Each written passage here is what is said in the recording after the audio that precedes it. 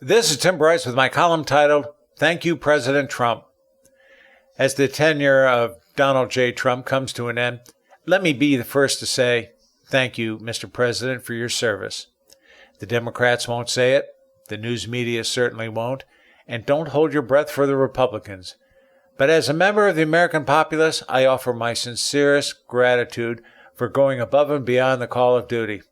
Despite constant resistance from the Congress, a news media bent on undermining your every move, and fair weather friends in your own party, you accomplished more than the 2 terms of your predecessor and undoubtedly more than your successor.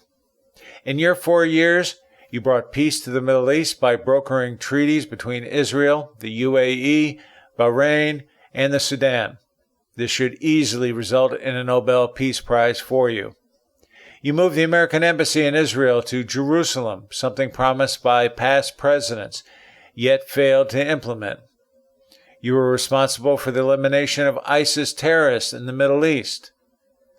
The country became energy independent under your leadership, thereby bringing the cost of energy down as well as inflation. It also eliminated our dependence on foreign oil and further entanglements in the Middle East. You inaugurated the U.S. Space Force for the future defense of our country and planet. You reinvigorated the American military and reformed the Veterans Administration. You made them proud again. You developed new and stronger American trade deals, including the USMCA. Now, such trade deals will no longer be one-sided. You expedited the development of the coronavirus vaccine, thereby helping not only Americans, but our foreign allies as well. You created a robust economy, the envy of the world, with higher GDP and lower unemployment levels for the country, including several minorities. As an outsider, you hindered the Congress's incestuous relationship with lobbyists, bureaucrats, and the press, simply by putting America first. The Washington establishment fought back with everything they had. Fake investigations, a fake impeachment, fake reporting, fake election, all designed to mislead the public. They did nothing but prove the government is for sale to the highest bidder and whoever can stoop the lowest. So, in addition to your other accomplishments, let me thank you for believing in the greatness of America and putting our country first. We reject the notion of a world order. For showing us you do not have to be a part of the political elite to be successful in Washington, D.C., or in any other level of government. You have given us hope common sense can prevail over political ideology. For revealing the corruption and diabolical evil of the Washington establishment as well as their counterparts in foreign governments, the spying, the deceit, the propaganda, the sabotage, and the total absence of morality, all endorsed by the media. For demonstrating the need for election reform, something the Congress openly resists.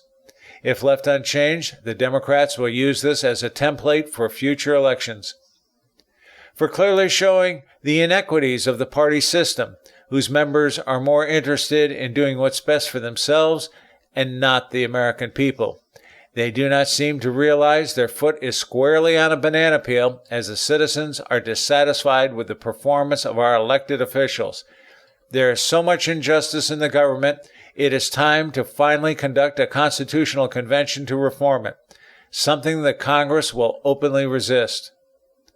And for showing the gullibility of the American people, those easily brainwashed by the news media.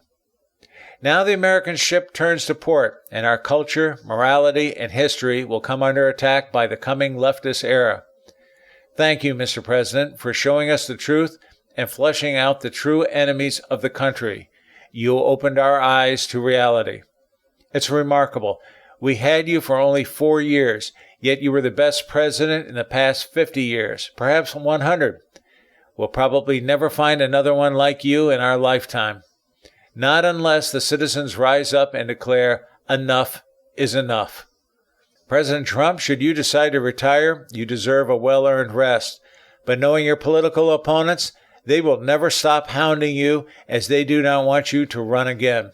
Do not despair, though, as it says in Matthew 25:22-24. Well done, good and faithful servant.